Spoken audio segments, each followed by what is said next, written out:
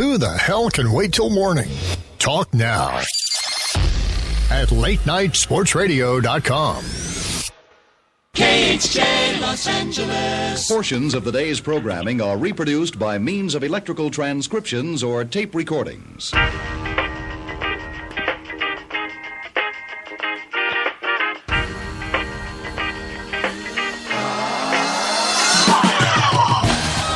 Showing better judgment than Shane Ray. This is 87 Sports Fans Live. It's the 2015 NFL mock round one draft. I butchered that, but anyway, you get the After picture. a month off, that's the best you can come I know. up with to start the show. I'm out of practice. It's not my fault. I was in the water. I am Keith Grieve from 87sportsfans.com, and I am joined, as usual, by my illustrious co-host, Mr. Stephen Taylor. How are you, sir? Hi, man. We have How you been, Keith? I miss your voice. No, you don't. But anyway. I know I don't. I'm making small talk. It sounded nice. So like, what's the clock at? You're like almost a dad. How long you got left? Well, I mean, the official date is this Friday, May 1st. Dear God, so, coming up. And honestly, we had Mexican food tonight, and he was pretty much running on a treadmill inside of her stomach. So wow. It's like he was trying to get his way out tonight. So if during the show you hear me yell, "Oh crap," you know what's going on. Good to know. We have a packed house here, folks, as we are going to try to recreate what's going to happen Thursday night. I am joined in no particular order by Jim Sarantias from thefantasygreek.com, Claire Mullins from NFLfemale.com and stateofthetexans.com, Ben Franklin from thefantasygreek.com, and also John Maloris from 87sportsfans.com and the host of the Johnny Babo Show. Welcome all. Thank you for joining us in this incredible exercise that we try to put on every year. Thanks for having us. Thank you. Hey, for sure. All right, so Houses. yeah, pretty much. So for the folks at home, the teams, if you're listening and you're wondering who's going to be picking for your favorite teams, Mr. Franklin will be drafting for the Redskins, the 49ers, the Eagles, the Cowboys, and the Packers. Ms. Mullins will be drafting for the Raiders, the Giants, the Dolphins, the Texans, and the Patriots. Jim will take the Jaguars, the Falcons, the Saints, both of their picks in the first round, the Lions, and the Broncos. I will be drafting for the Bears, the Browns, both of their picks, the Chargers, the Steelers, and the Panthers. Steve has the Bucks, the Jets, the Vikings, Colts, and Bengals. Mr. Maloris has the Rams, Cardinals, Titans, Chiefs, and Ravens. And just so you all are aware at home, there could be the possibility of a trade. However, the wrinkle is that the group has to approve it, and it has to make sense. So that we'll see if any trades happen in this first round. But without further ado, let's get this thing kicked off because we got a lot to get to in 2 hours here. And the Tampa Bay Buccaneers and Mr. Taylor, you are on the clock with the first overall pick. Well, thank you for giving me the easiest and probably quickest pick tonight. I think it goes without saying the Tampa Bay Buccaneers, using poor judgment, will take Jameis Winston as number one quarterback, Florida State. He's a very talented guy. I don't think anyone questions that. I just think that he is a ticking time bomb with his off-the-field antics, and I don't think he did himself any favors this past week with the Jim Harbaugh interview. But I think it's pretty much going to be a no-brainer. I think he is definitely going to be taken number one.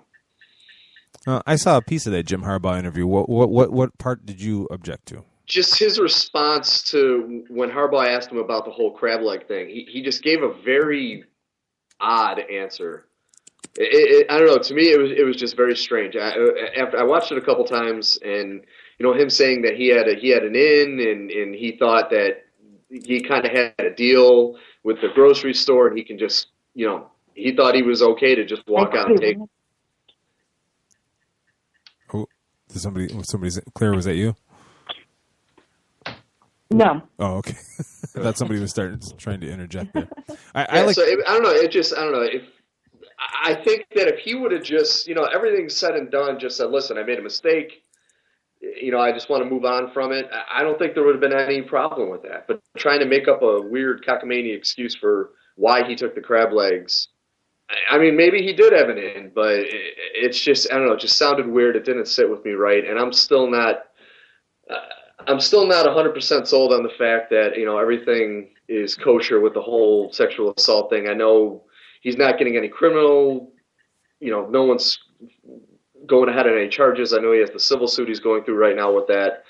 But just to me, there's been so many incidents with him in college, let alone the fact that I think this last season at Florida State, was subpar at best. The fact that he had as many interceptions as he did, that kind of, normally you have a halfway decent to subpar quarterback in the NFL won't have as many picks in college, because in college it just seems like it's more difficult when you're a top quarterback to make the kind of mistakes that he was making this year. And so to me, I don't know, it's just some of the warning signs, but, I guess Tampa has been doing their homework. I heard today they've interviewed 75, I think they said, people about his character, about his abilities. And so it just seems to me they've put everything into this guy. And no matter what his pitfalls are off the field, they're going to – I would be completely – All right, so Steve-O has drafted Jameis Winston, number 1 overall, to the Tampa Bay Buccaneers. John Morris, you have the Titans at number 2. You are on the clock. Yeah, you got it. And, with quite a few issues there, in Tennessee with defensive end, tackle, those are both key issues. Same thing with quarterback. Are they going to stick with Zach Mettenberger? I'm not necessarily sure that Marcus Mariota is necessarily the guy that would fit Ken Winston's system. And so, knowing that, he hasn't really been able to stick into the pocket that long, and, that they need so many other different things, and you bring in Dick LeBeau, honestly, it's going to be hard not to pick Leonard Williams out of USC. Just to shake it up a little bit, make this draft a little bit more interesting, sure, certainly. When you think about all the issues, that Tennessee has, at least in terms of scoring offensively, they were 30th in the league last year in points per game at 15.9. In terms of total offense, they're, again, at the bottom. But, you can maybe find some guy to work along, as maybe a project quarterback later on in the draft. They do have the round, the first pick in the second round. So that's something where they might be able to address it there if they really feel that's the need. But, looking at everything that happened in terms of their, defensive line and just knowing the versatility that Williams brings to the table, that was probably one of the more impressive things, was just, the ease at which he was capable of just lining up. He was able to do it from a stand-up position. He was able to do it as an inside defensive tackle.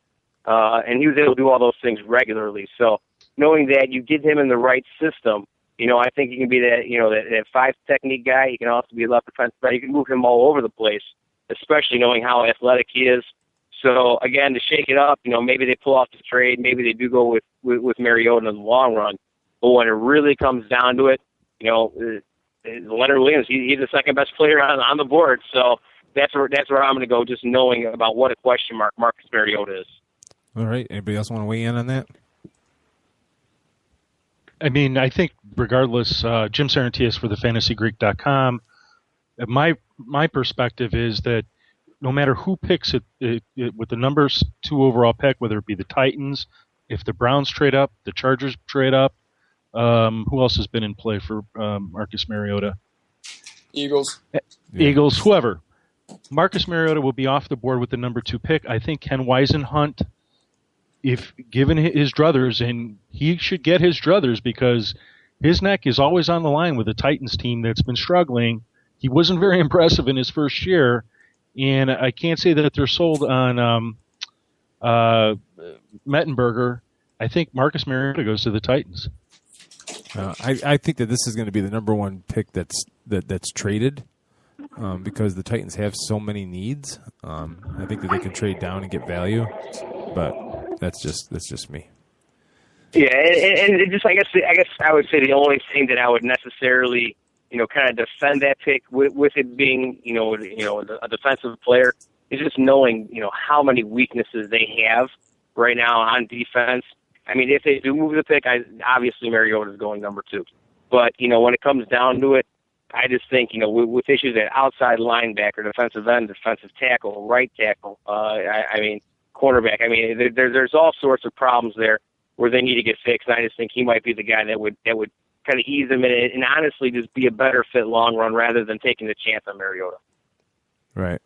Okay. See, Oh, I still think that the Chargers is the best trade. I mean, with every day passing day, the Chargers are getting closer to Los Angeles. Phillip Rivers is less and less happy with that idea. Titans are nowhere near contending, and I don't see them wasting Mariota's career on, trying to rebuild the team. I say they take Rivers, get Mettenberger to learn under him for a few years, and that's their quarterback. I mean, that's just my thoughts. Yeah. That would probably make the most sense for both sides. So, all right, Jim, you have the Jaguars with the third pick. I do, and the Jacksonville Jaguars, since Leonard Williams is off the board, are going to select Dante Fowler, outside linebacker, defensive end for Florida. Basically, I think that it's really close between him and Vic Beasley, but I think Fowler's just the all-around better scheme player, ready to go. And this is a Jaguars team that under Gus Bradley should be able to put together some exotic looks to go on defense. He's athletic. He can play linebacker. He can play defensive end. He plays with aggression. I mean, he's a destroyer. He's a guy that just runs into running backs and destroys them. So that's the guy I'm going with for the Jaguars. Oh, it doesn't make terrible sense. I mean, they have a lot of needs. That's a team that has a lot of needs as well. And if he's really the edge rusher that everyone says he is, then it totally makes sense. Anybody else disagree with that pick? No, that's who I think. Go ahead. John Malloy's here from 87sportsfans, but I just think Fowler is a great fit for Gus Bradley's scheme. To be honest with you, they need that guy. They need that extra boost in the pass rush, and he's absolutely probably the guy that will be able to provide that for him. Okay. All right, so then that brings up Claire with the Raiders pick, number 4 overall. This is like a exercise in futility almost, but they did do a lot better last season with, their draft picks, and they actually have a full slate of picks the Raiders do this year, which is an anomaly. And so we're working with a full deck over there in Oakland, kind of, so to speak, and not meant. Yeah, right. I mean, really, the thing is, they played well against the run last year. I was going to go defensive end. You guys took the best prospect. I'm not going to reach for that guy. I'm going to go ahead and pick up a number 1 wide receiver for my brand spanking new quarterback and go ahead and pick Amari Cooper, a wide receiver out of Alabama, to be that number 1 target for our buddy, that quarterback. Derek Carr needs targets. I mean, it's no secret. So, I was going to go with, Fowler or Leonard Williams, but okay, we're going wide receiver. I mean, you can't really fault them for doing that when the top 2 targets are off the board. We shook it all up for you, huh? It's pretty early in the draft. Good times in Oakland, as always. Woohoo! Raiders had the second. That would be their luck, right? Yeah.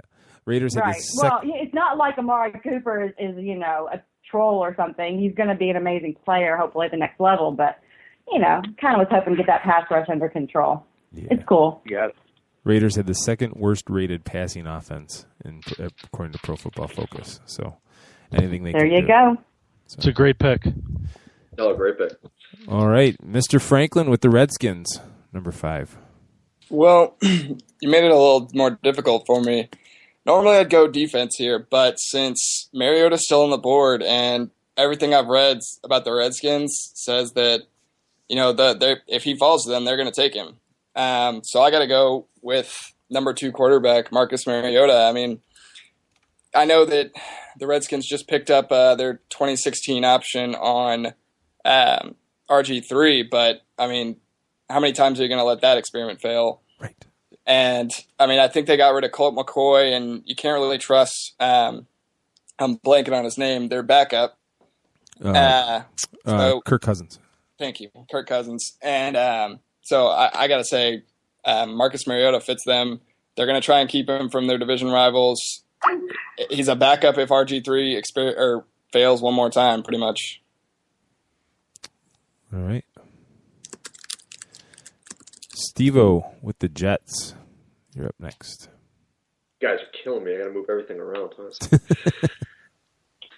All right. Well, looking at the Jets roster, they definitely have made some upgrades on offense by picking up Brandon Marshall, of course. And even though I'm not the biggest fan of him, I think getting Ridley is also going to give them a little bit of help. So for me, I think they're going to need to do a little help on defense. So I am going to say they're going to get Bud Dupree, outside linebacker from Kentucky. Wow. Because everybody knows what they've done on their secondary, getting Revis back.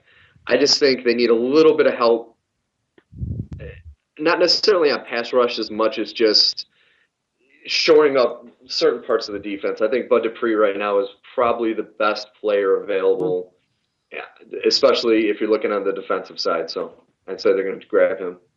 I wanted Mariota, damn it. I missed him by a pick.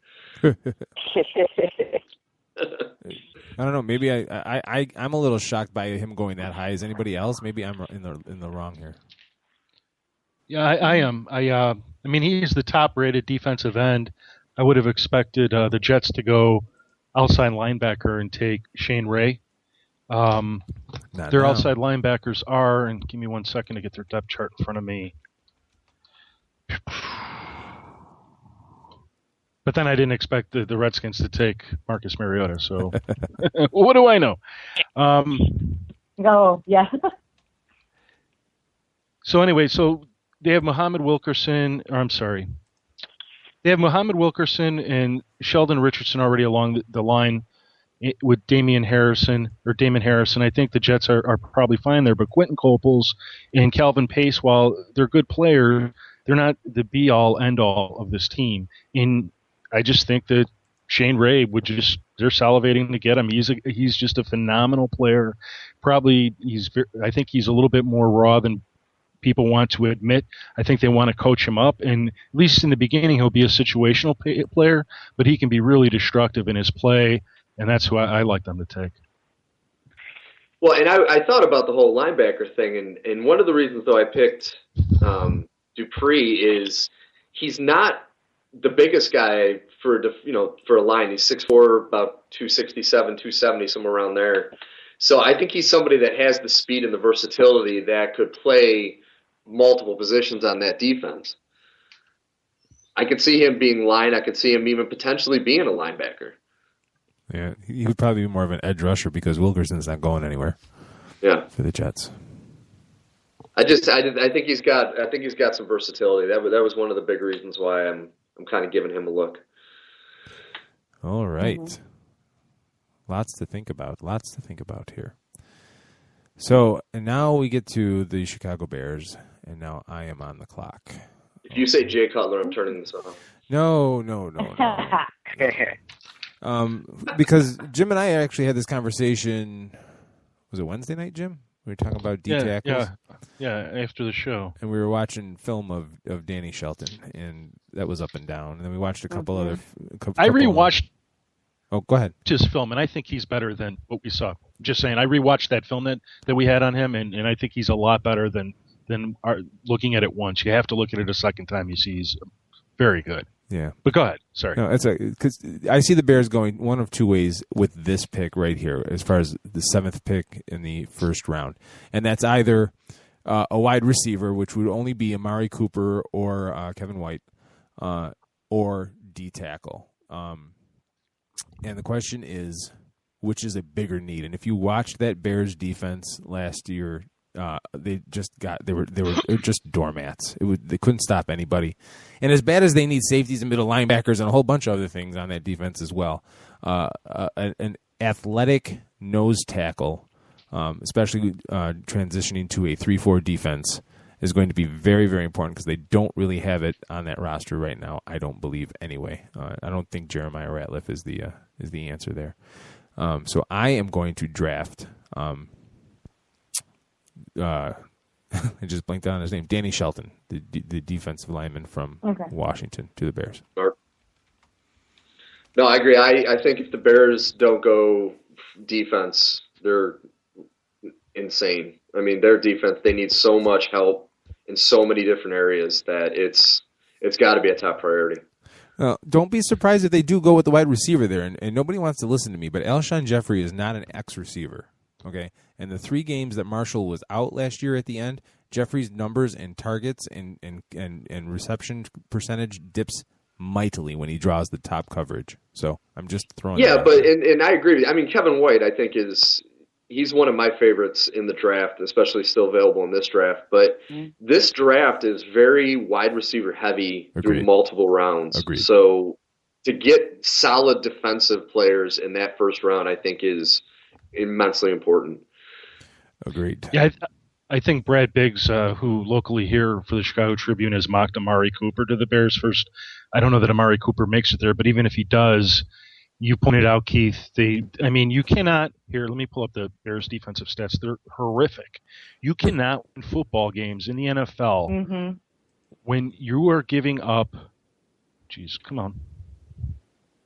Sorry. They were bad. It's Right. the second worst defense in the league with 27.6 points allowed. 264.4 pass yards per game, third worst in the league, and then ranked number 17 in rush yards at 112.7.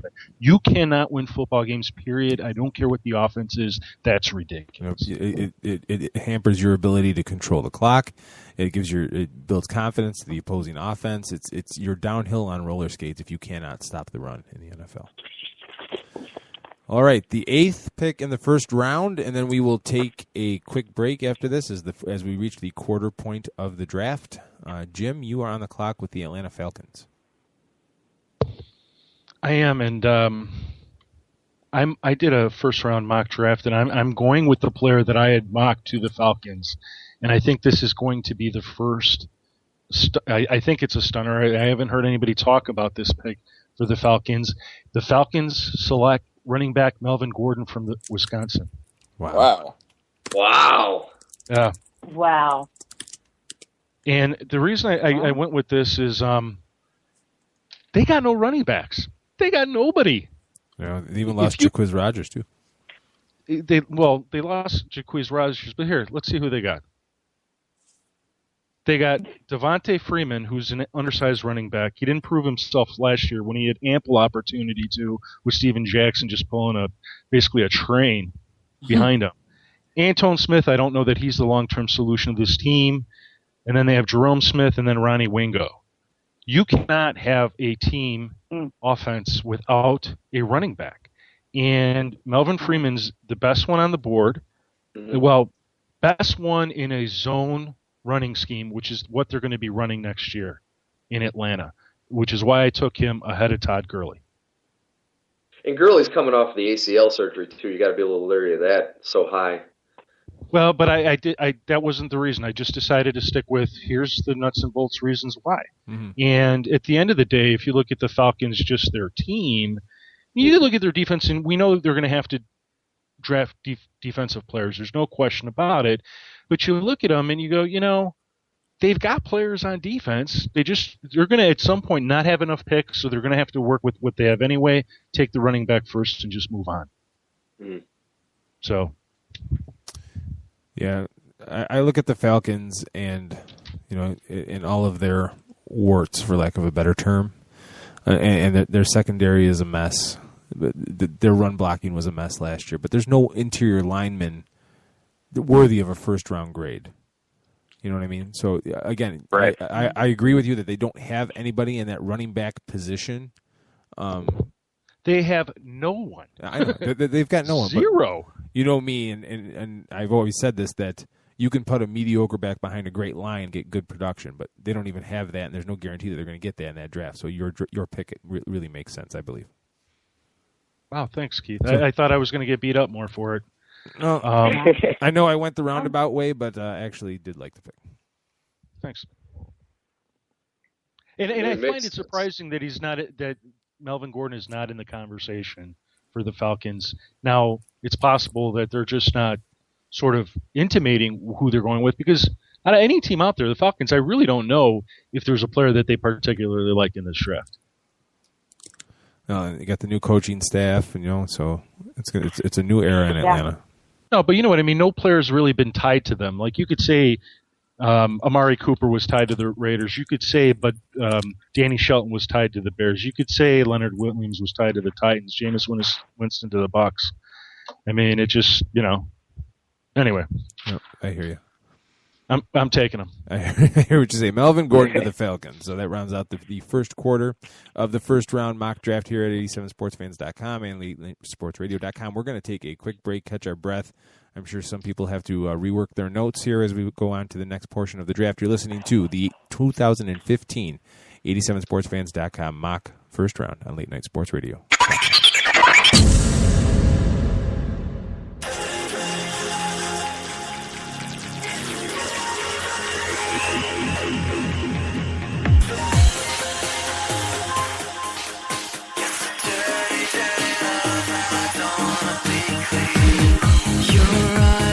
Melting me down to a puddle on the floor. Your lips gave me a hunger.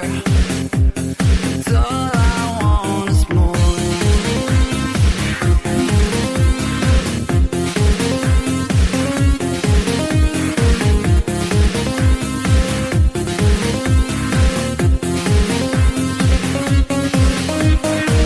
Stay close and breathe with me now. Hold on to the night. Sleep till 3. We don't need the sterile daylight. Dirty, dirty love. Yes, a dirty, dirty love. Dirty, dirty love. Yes, a dirty, dirty love. And I don't wanna be clean.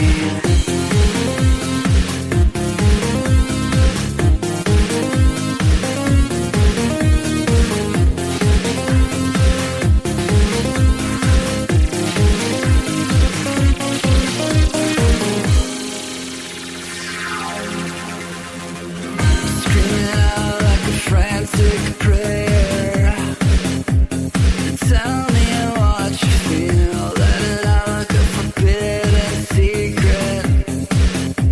You're dying to reveal.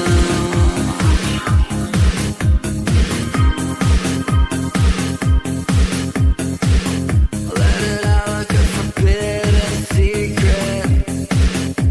You're dying to reveal. Dirty, dirty love. Yes, a dirty, dirty love.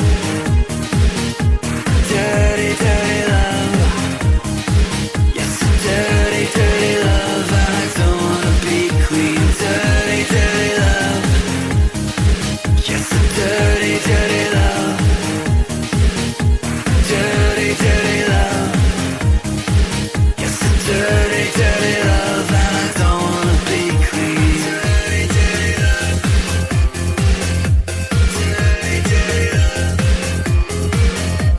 Dirty, dirty love. Dirty, dirty love. You rise up mountains easy.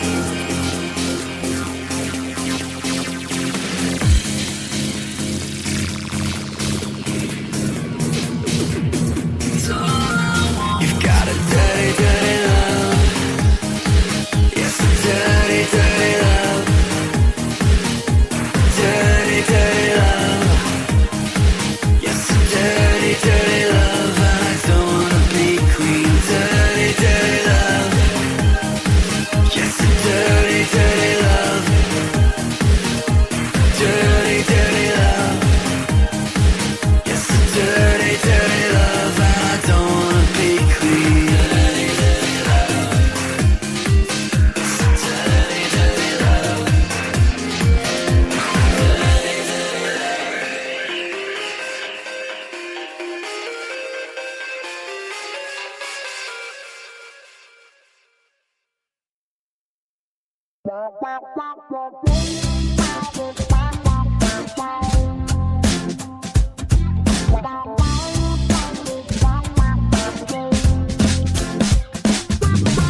Baby, you're a mystery. Tell me what's a girl gotta do. Looking at the history doesn't seem to give any clue. Just when I think I understand.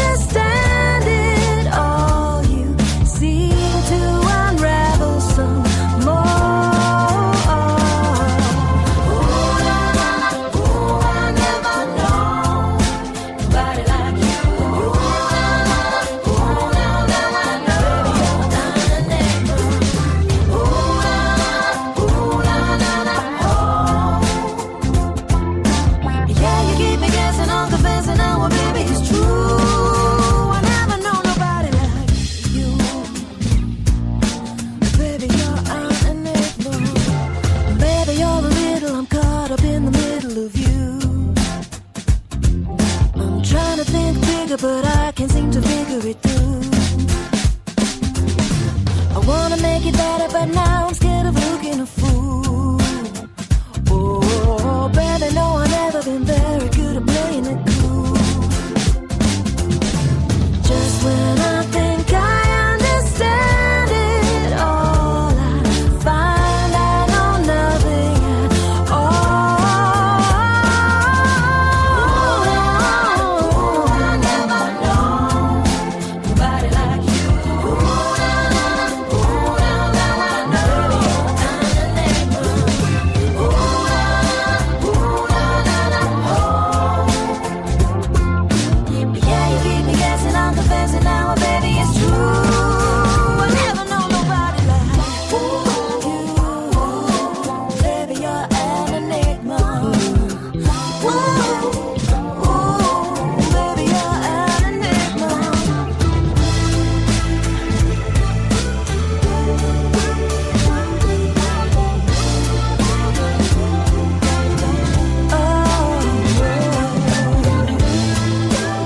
enigma.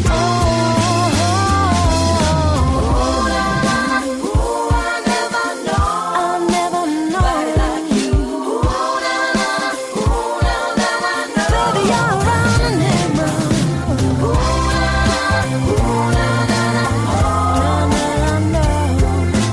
Yeah, you keep me guessing, I'm confessing now, baby, it's true. I never know nobody like you.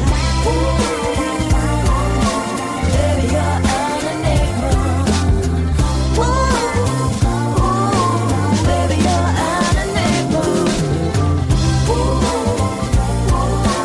Baby, you're an enigma. Baby, you're an enigma.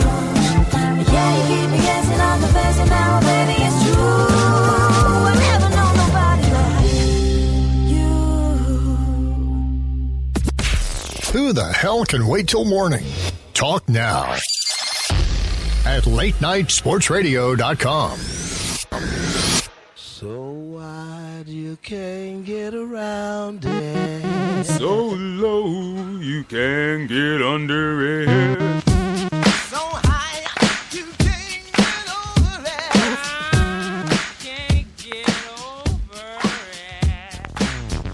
it. All right, you're listening to the 87sportsfans.com mock first round. First eight picks off the board.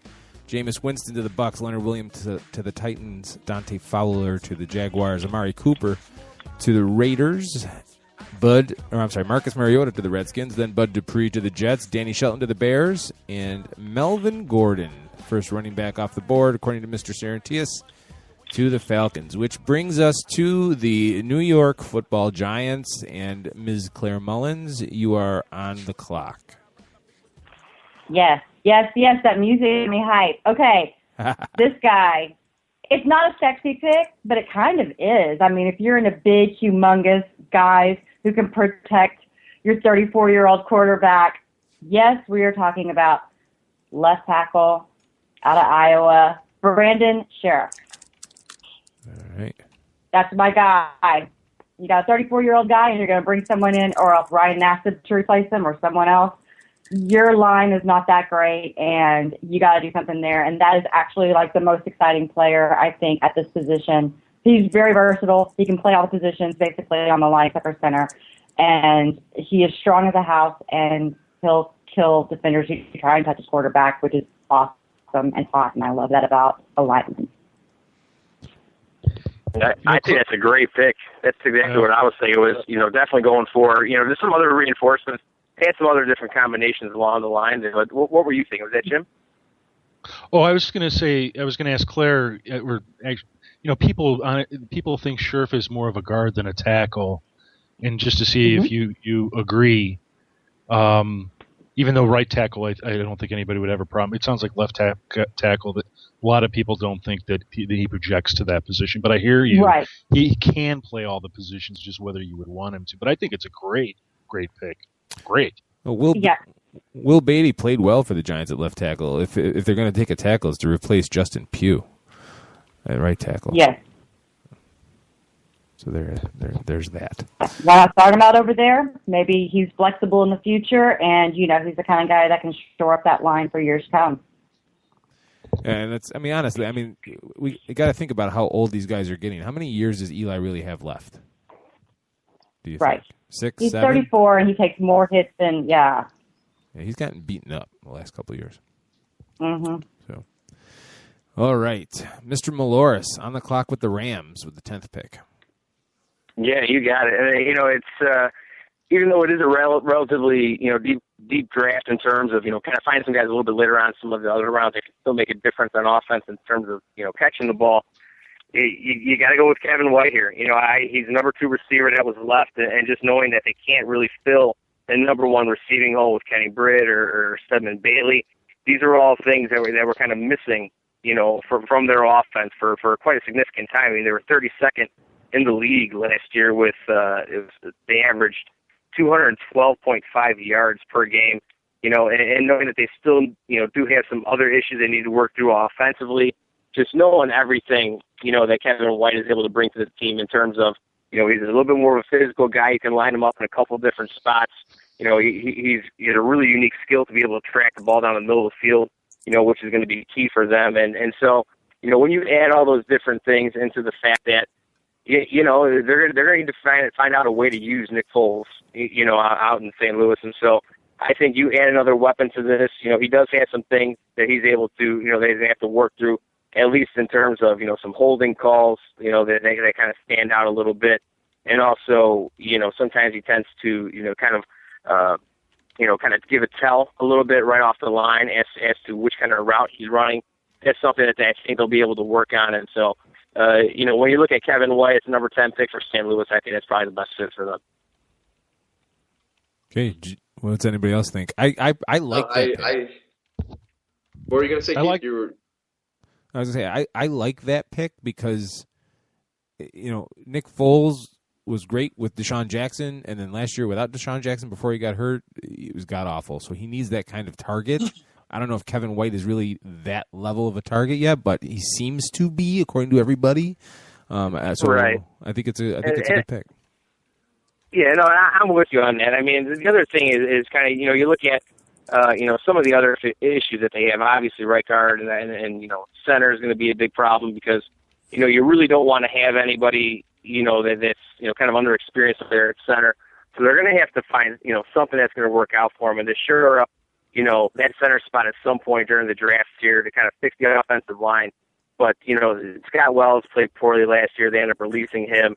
And then, you have Tim Barnes, an unsigned free agent. I just don't think that, that's really going to work out for them. But, in terms of getting some playmakers around them and some weapons for Foles, I think that's probably their best bet. Great pick. I think it was solid. Yeah. Yeah, I heard an interview with him today, and the one thing I took away from it is he sounds like a very confident, very intelligent, well-centered young player. And without even skipping a beat, when he was asked who he most compares himself to, he said Larry Fitzgerald. So just hearing that and just watching what he's done, I think this is a fantastic pick. Yeah, and occasionally he can kind of, drift a little bit in games, where there were a couple times where, he did end up coming up with, a big fumble in a key game. But, that's all stuff that I think, he'll eventually be able to work out. Mm-hmm. All right. Steve-O, on the clock with the Vikings.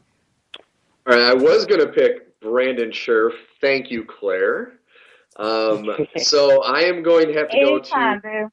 Yeah, thank you. My number 2, I just think the Vikings, they took a good chance, I believe, by getting Wallace in free agency.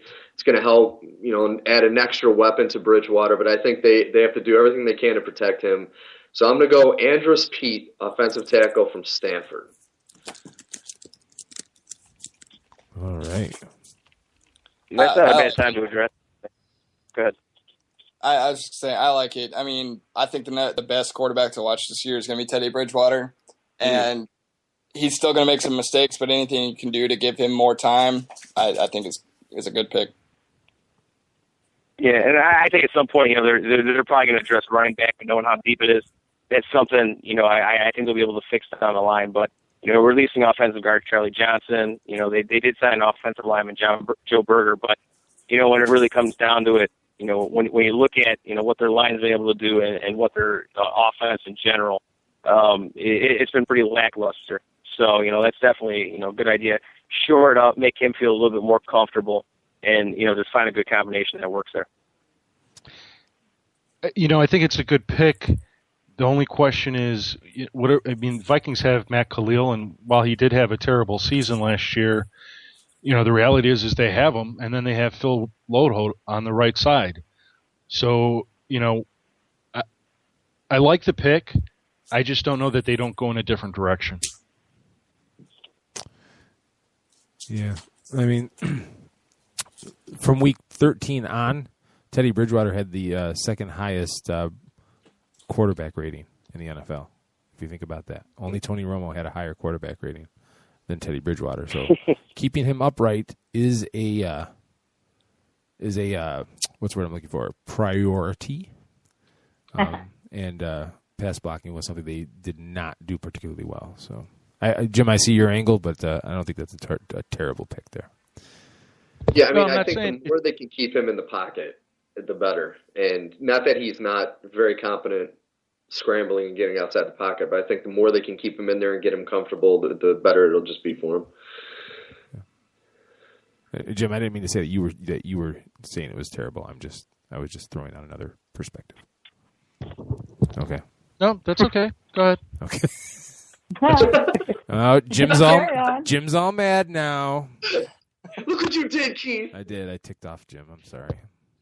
I'm taking my draft board and going home. Oh my God! He's up next, so he's gonna wait till I make my pick, and then he's just gonna hang up. I'll be like, Jim, you're on the clock. Jim, hello. All right, so I'm on the clock now with the Browns pick. Their first of their two picks in the first round. You look at the Browns, the what I call the mess that is the Browns.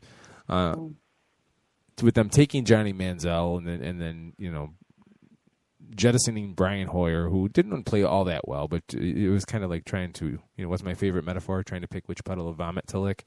But they still need a quarterback. But with Mariota and Winston off the board, do you go with the 12th pick for like a Brett Hundley or somebody? I don't think so. I don't even think you even touch those guys in any part of the first round at all. So you look elsewhere, and while there's questions at wide receiver, running back, they have questions in a little bit in their tiny bit in their linebacker defensive line. The question to me is, do you believe that it's important to go wide receiver or running back at this pick? And I think there's more wide receivers, like we talked about with the Bears pick. So I say that the Browns go with running back Todd Gurley here. God bless it. Okay, fine. Did you just say Todd Gurley? I did. They do have two running backs already. Yeah, but they're not any good. Oh, jeez. I'm not convinced that those two guys are the answers. Isaiah Crowell and what was the other one? I'm saying, and this is the Browns we're talking about. Say not Ben Tate. Not Ben Tate. Right. Claire is no fan of Ben Tate. No. All right, Jim, you're on the clock with the Saints. Stunned silence at my Wait a minute. You gotta let You so fast Keith moved on from that pick. That's right. Go ahead. It was Terrence West, by the way. Yes, thank you. That was it. Go ahead. Jim, who would you have taken with this pick? Wide receiver. Oh, yes. Or no, actually I would not. For the Browns, for this pick, I would take a defensive tackle. They were just awful in rush defense. Terrible. One of the worst teams ever. Ever? I don't know about that, but they were. Well, last season ever. Yeah. I mean, it was just a major issue for them. I mean, right in the middle of their defense, they need somebody that's going to be able to stick there in that 3-4 defense, for a while. Honestly, when you look at Danny Shelton out of Washington, that's probably, he's gone. That's who I would say is their best fit there. He's gone to the Bears. I went to the Bears. All right, well, that's a bad pick. Oh my God! Keith, this you're is just fantastic. You knew it was bound to happen. It just had to be me. That's all. Yeah, right. That's all right. That's all right. I'm Oh a my big God. boy. I can handle it. Believe it or not. If Shelton slides, he'll either go there or Malcolm Brown, Eddie Goldman. Those are two other options. Yeah, I could see them either going with the I could see them going with a nose tackle here, but I chose Gurley, so there it is. There. All right. Well, Part of this is the fact that it's the Browns. All right, and they don't usually make the most sense on draft day. All right. Yeah, I mean, I still wouldn't be shocked if they give up their 2 first-round picks with the second pick. Right. But you're their general manager today. You get to make a difference in this franchise today. I'm trying now. I'm trying to predict what they would do in this scenario. Oh, see, I'm making the best call for the team. You're just trying to audition for a job. Oh, damn right. We should all be so lucky. Right. Speaking of that, Jim, you're on the clock with the Saints. All right. Well, this guy has fallen in the draft a little bit. I think he'll fit this team well. The Saints are a team that need an outside pass rusher, and they select Vic Beasley out of Clemson. God, everything's grounded. I hate you guys. Everybody's grounded. That's fantastic. Everybody's what? Grounded. Grounded. What does You're that in mean? trouble. You're in trouble. Go to timeout. Sorry, Claire. Congratulations, Saints and Cleveland and everybody on getting all the great players the Dolphins were going to take. Congrats. Oh. I'm sorry. I didn't mean to derail everything. Please continue. My bad. No. I mean, he's a player that could play both defensive end, outside linebacker, pressure the quarterback. The Saints were number 25 in pass defense last season and number 29 in rush defense. They had a meager, and I'm talking about meager, 34 sacks, number 25 in the league. So, since Vic Beasley's still there, he's the man. Junior Gillette played well last year, though, for them. I don't care. Okay. It doesn't make a difference. There it is. If he played so well, why did they have 34 sacks? That's all I'm saying. I don't know. I'm just saying. Oh, that's what I'm saying. There's 10 other guys on the field, too, Jim. Just telling you, Junior Gillette's not all he's cut out to be at 34 sacks. This is good. This is good. And Claire, this is payback for that Johnny Manziel pick last year, just for the record. Well, darn it. If he went in the right place, you never know what might have been. Screwed up you never know. Screwed up the whole damn draft last year. At the first pick. That was so By the awesome, way- too. I had to go with my gut, you guys. I understand. Jim, what were you saying, by the way? Nothing. It's nothing. Okay. You got a dog on the Johnny Manziel pick. That's fine. Continue. No. All right. Claire, you're on the clock for your third and fourth choice for the Dolphins pick here. Okay. All right. Okay, so my I'm kind of going down my board, and I am on the fly doing this one, but I think we can make a good fit here with in the secondary with cornerback Trey Waynes from Michigan State, cornerback, and you can't really have too many cornerbacks. You can't have a strong enough secondary with the passing offenses that you're going to face in the AFC East. And so the big, bad AFC East, I'm just kidding. But Trey Waynes, he could be a great playmaker. He could create his own island, and he could really solidify that secondary. So he's the best player available. I think he's a decent fit for what they do on defense. Going Trey Waynes. Yeah, and I think Miami's going to be one of the teams that's really going to need to focus and kind of hunker down when it comes down to the draft, just knowing that they already have so much, invested in Ndamukong Suh that they do need to find something else. They ended up adding, the cornerback, Bryce McCann, to a 2-year deal, but when they ended up releasing Cortland Finnegan, same thing with Phil Wheeler and Randy Starks. I mean, it's something that the team needs to work on, and knowing that they allowed 27 touchdown passes last year, that's definitely something that I think Trey Waynes would be a great fit. Awesome. He's a solid pick. They also had big offensive line issues in Miami. Mm-hmm. You're right. Last year. Yeah, I originally had Lael Collins going from LSU. I agreed with you, Keith. I think they needed a little help on the O-line. Yeah. I don't. So, number 15, Mr. Franklin on the clock with the 49ers. Seems like forever since we've heard from you, Ben. They need a lot of help, but I think they lost too many people on their defense.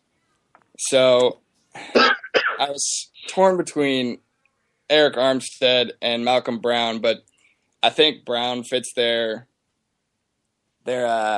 scheme a little bit better. You know, he's a little bit better in the run. He's got a little bit better footwork. You know, he gives a lot more than Armstead. At least he did in the pro days and all the workouts he did for the executives. But so I got to go with Malcolm Brown from Texas.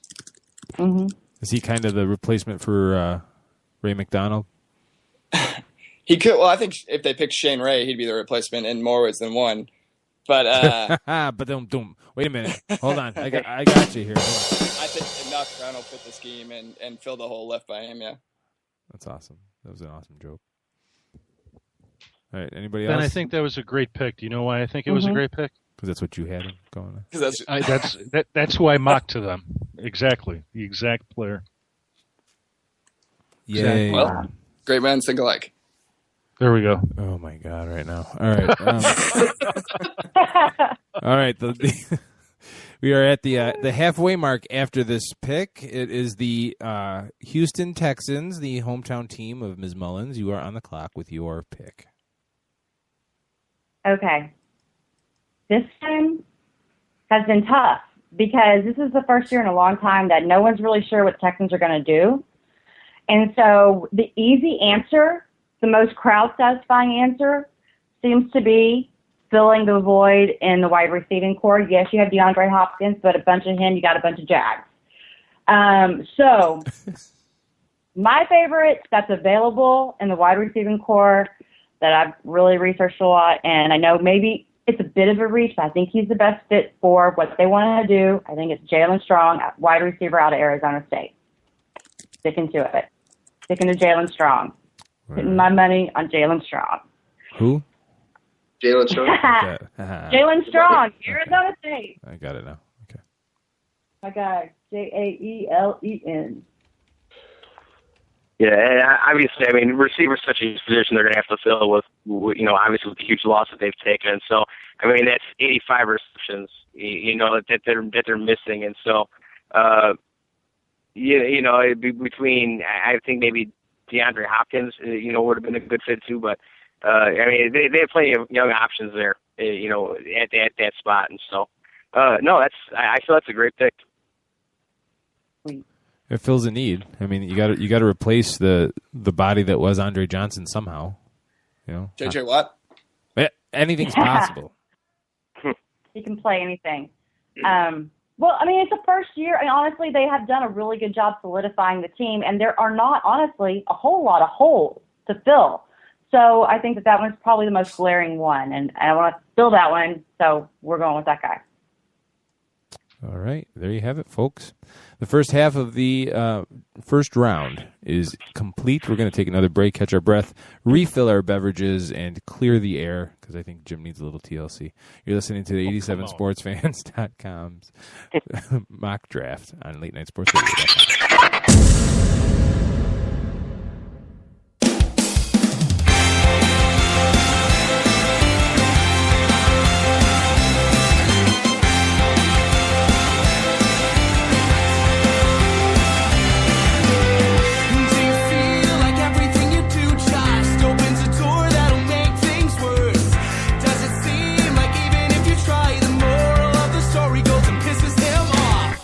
Maybe I could offer up an answer.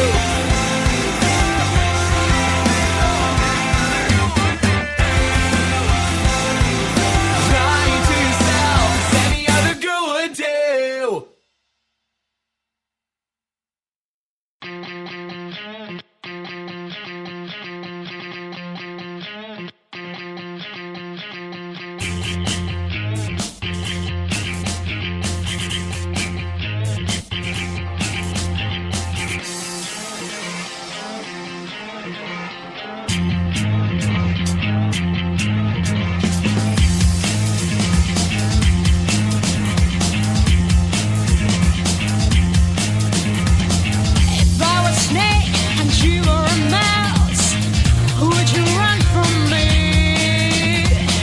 Should we stay forever apart? Would you make me free? I don't really care if you love me. Hold my heart at last.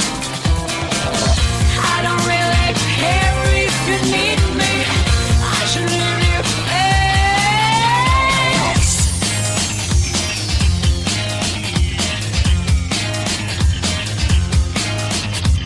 If I was a snake, I would be so wise. Never let you in. Would my life be terribly nice? Would my poison kill? I don't really care if you love me. Hold my heart at last. I don't really care if you need me. I should leave you fast.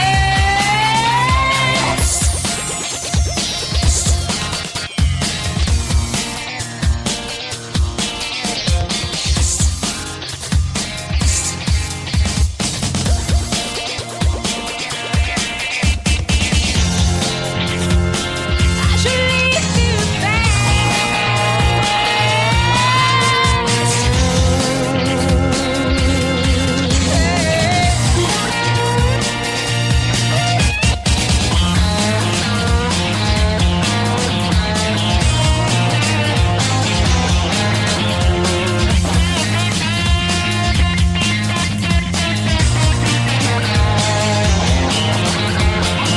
I don't really care if you love me.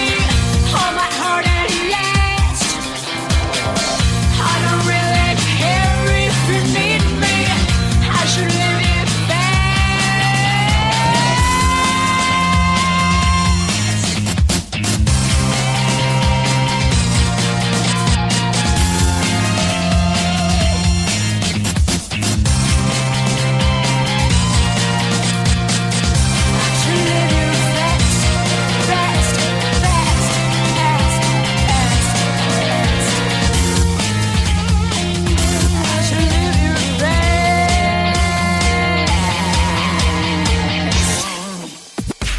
Who the hell can wait till morning? Talk now at latenightsportsradio.com.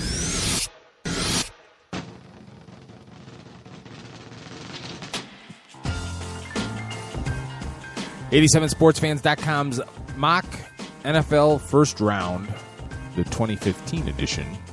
We are halfway done. So to recap the second section of picks, Brandon Scherf to the Giants, Kevin White to the Rams, Andres Pete to the Vikings, Todd Gurley to the Browns, Vic Beasley to the Saints, Trey Waynes to the Dolphins, Malcolm Brown to the 49ers, Jalen Strong to the Texans, and that brings myself on the clock with the 19th or the 17th pick, the San Diego Keith, Chargers. can I say something before you give your pick? You already are, so go ahead. Can you not ruin a third franchise this evening? Wow. What was the so? Go get 'em. So obviously you're referencing the Todd Gurley pick to Cleveland as one of those franchises. What was the first franchise? I thought you made two picks already. No, you just I did. Made the I one? picked Danny Shelton to the Bears, and you agreed with that pick. Oh yeah, I did. I'm sorry. Sorry, I think it was that Todd Gurley pick. Felt like you destroyed two franchises. Go ahead. Sorry. Wow. Do it, Keith. I dare you. Destroy him. I know. I knew you were all bent out of shape over there when you were like, nope, nothing. Never mind. I'm not saying anything. It's like getting in a fight with your. It's like getting in a fight with your wife. What's wrong? Nothing. Nothing. If I have to tell you, you're not really sorry. Anyway. Anywho. So the San Diego Chargers last year. Going forward, there's a lot of question marks. We talked about with the Titans pick, no one would be surprised if somehow they work out a trade to send Phillip Rivers. They're headed to Los Angeles, and Phillip Rivers doesn't want to be any part of it. But if that trade doesn't happen and they do pick at this spot, well, Phillip Rivers faded mightily down the stretch last year. And you may not know this, but he had I think he had actually one more interception than Jay Cutler last year. So it's one of those, And my fantasy team knew that. What's that? I said my fantasy team knew that. See? Raging Rivers. And one of the things that they did particularly horrible at last year was protect Phillip Rivers. Both tackles stunk, King Dunlap and DJ Fluker, who's still young but did not show much. I think that they go tackle at this pick, best player for your need on the board, and they take Lyle Collins. Okay. Silence. I love the silence. Well, that's because you just ruined it for me, man. It was, it's a tight spot for Kansas City. And I think that's going to be something that might plays into it a little bit. Just knowing that, they're unsettled at cornerback and receiver, but, fixing the offensive line is such a priority for Kansas City that, I just think Lionel Collins ends up, he has great value, where he's going to be, ends up going in the draft here and could probably play, a number of positions, for the team. And so, that's why, Lionel Collins is a great fit there. So you kind of beat me to it, man. Good. All right. Jim, what's your take? I'm dying to know.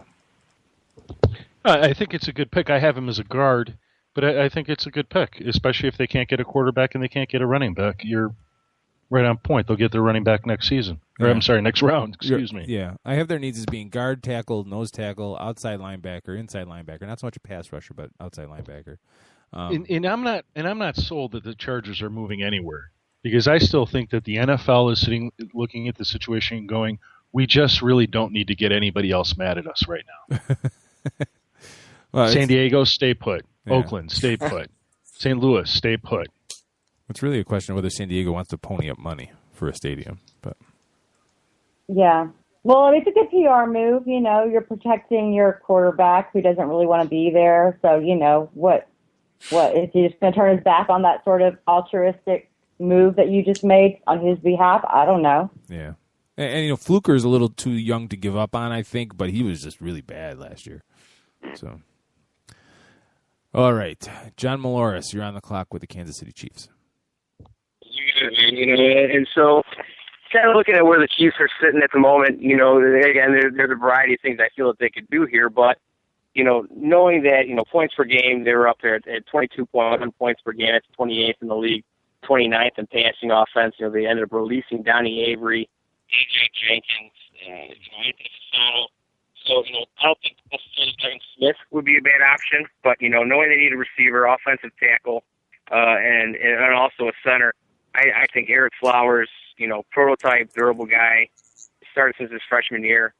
That's going to be a good fit for them. Just knowing that, he is a little bit versatile, so he can move a little bit, especially, knowing that he has such great feet. So that's going to help him out significantly. And I think, honestly, when it comes to making a tough block, that's going to, that's something that they need there. They need someone strong up front. And the only thing that that seems to be kind of one of the downsides about him is how he seems so mechanical in times.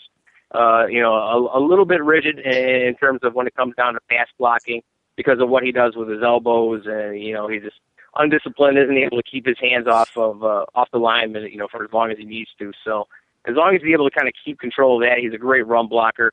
And when it comes down to the Chiefs, that's something that they need to do is kind of get everything settled up front. And, like I said, going for somebody, a playmaker in the passing game might work. But, Macklin, I think he's a pretty good start. And, if you had a guy like Flowers, that's a good fit. Okay. Good pick. All right. Thanks, sir. So I was looking at something else. Who exactly did you pick? I ended up picking up Eric Flowers. Flowers. Okay. Yeah, so big boy out of Miami, 6'6", 329. Ended up, he probably could end up going in the second round, to be honest. But in terms of what they need, and knowing, I kind of have him higher up on my board that's probably their best fit. Oh, going tackle. Sticking with the tackle. You were really bad. You were really mad about that Lyle Collins pick, weren't you?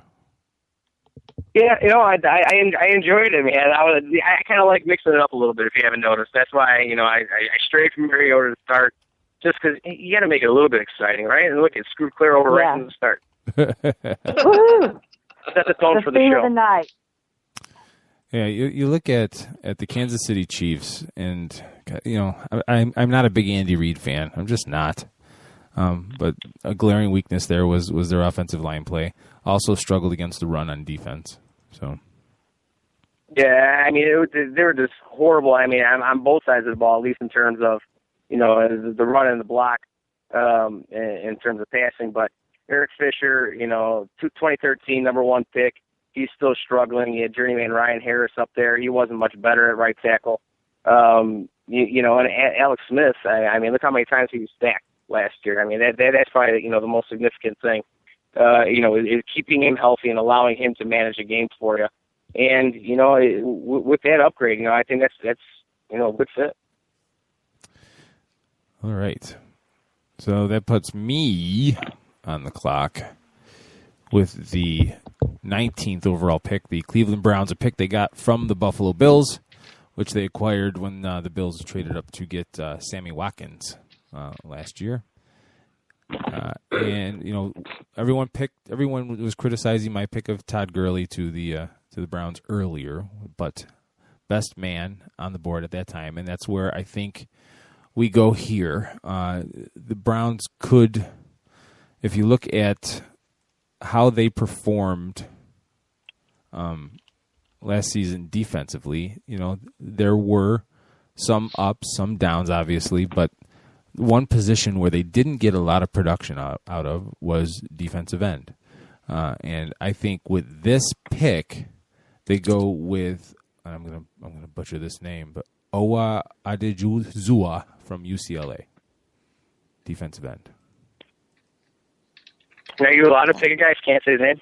I'm sorry. I apologize to the guy if he happens to hear this somehow. I apologize because it was bad. It was god awful. But hey, you're going to the Browns, so congratulations. So congrats. Yeah. Good job. Winner. You made it. Wow. And so, do you think they're going to be able to maximize on these picks? I mean, it's obviously, pretty rare to have multiple picks in the first round, and that being one of the few teams this year that actually do have. I mean, what are they going to do? I mean, are they going to end up sticking? I mean, you made both their picks for them, but do you think there's any chance they can move any of those? Maybe even turn to more picks? Knowing how many flaws they have, or is this something where they're gonna stick with what they have and hopefully pick the best guy on the board? Well, I mean, we're all making fun of it, but it's too early to give up on Johnny Manziel. So I don't think they trade up to try to get a quarterback. They have 2 first-round draft picks. If they can turn that into something to move up and get somebody else, maybe that's higher on their board. Maybe a Melvin Gordon. That's a joke, by the way. I just threw that in there for the running back position. But this was a spot where I would have picked probably Randy Gregory, but he's got some off-the-field issues as well. And I think with the whole Manziel debacle from last year, the Browns would stay away from them.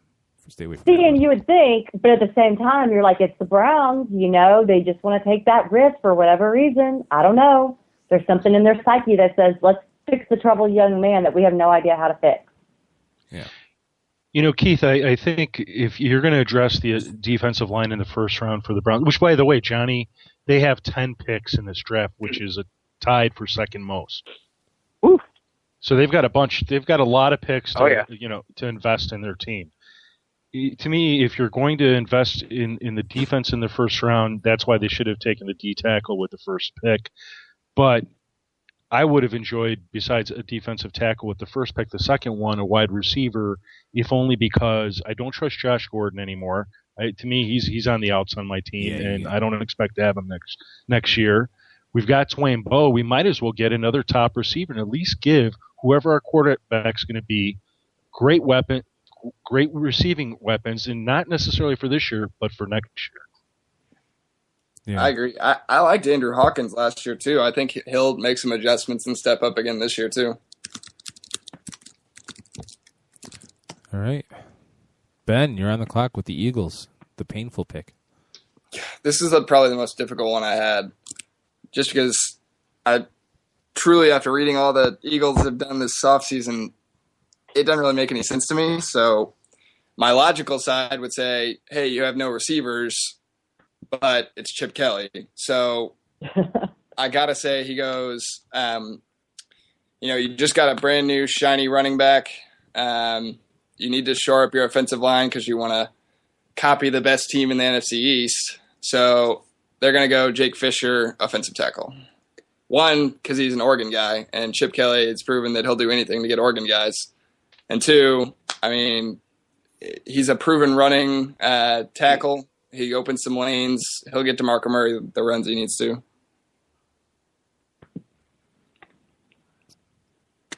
All right. Nice pick. Yeah, I think I agree with your assessment, Ben. They're taking an offensive lineman with that pick. And Jake Fisher, certainly there's nothing wrong with the pick at all. Especially with, their current quarterback situation and just durability reasons. You got one quarterback made of glass, one quarterback who can't throw, and one quarterback who commented today saying that he's glad that Tebow's on the team to back up Sam Bradford. Yeah. Yeah, they asked Sanchez about it, and he said it was just a camp arm. Oh, boom. Wow. No bad blood from the past there. It's gonna be a fun mini camp. So, all right, Steve, you're on the clock with the Bengals. All right. So with the Bengals, staying away from the offense. I think their offense is still crazy talented. I mean, to me, their biggest offensive issue is if Andy Dalton's going to throw it to the other team or not.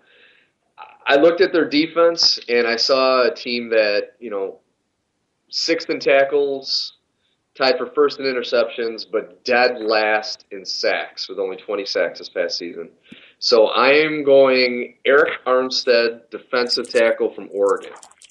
I've looked at a bunch of the players that are left on the board, and he's described as raw talent, but extremely quick and extremely powerful off the block. So I could see, one of the problems they had last year is getting pressure on the opposing team's quarterback. So I think they just need to shore up that area a little bit more. All right. Anybody? I think that's a good pick. I mean, Bengals defense was really good early on. They needed a little help later, and that'll definitely get you some sacks. Yeah. I mean, even if it's not, last year he only had 2.5 sacks, but you're looking at a guy that's improved every year in his college career, and even if he can get extra pressure on the quarterback, I think that's just going to go a long way to help Cincinnati. Because like you said, their defense started out great, and then it just kind of weakened as the season went along. So I think they just need a little extra help.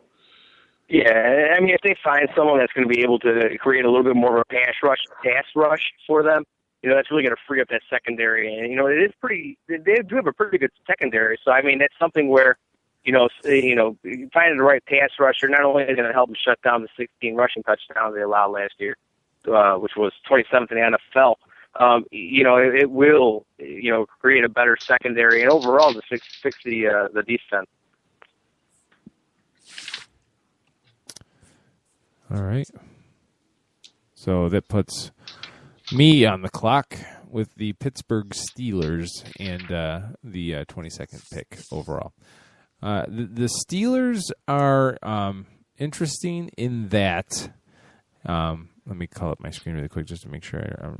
They're pretty good on the offensive side of the ball, so they can focus their efforts purely on defense. And they had a couple of retirements in the secondary, coupled with last year's poor play. I think that this is a spot picking at number 22 that you can go cornerback or safety in this pick, and it all depends on what you feel is the bigger need. Troy Polamalu has fallen off greatly in the last couple of years, but you don't just plug anybody back there. You need somebody that's capable of being somewhat of a leader and someone who's performed at a high level. And I think that at that 22 spot, they're going to look past cornerback and go with safety Landon Collins from Alabama.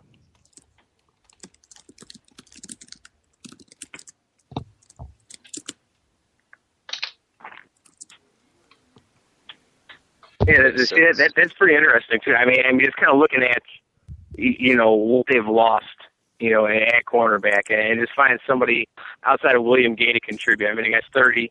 Who knows how that's going to work? And if they're able to find, that shutdown guy, that shutdown corner, I think that would be, more than what they're looking for right now, especially considering the fact that they lost Dick LeBeau. So I'm not sure how much of an impact he had, but I think we're about to find out. Keith, you're going to just fall right out of your chair when I tell you this. I mocked Landon Collins to the Steelers. And I wrote, yes, you could quote me, and I wrote, not much to think about here. Meet Troy Polamalu's replacement. Oh, my God. It's a love fest again. It's like a Nicholas Sparks book. It's unbelievable. Oh, my God. Really? Did you just go there? He did. We'll call it the draft. We just got to figure out which one of you dies at the end. It's a Sparks book. So. Yeah. It's just amazing how the Steelers have not addressed that end of their defense over the years effectively.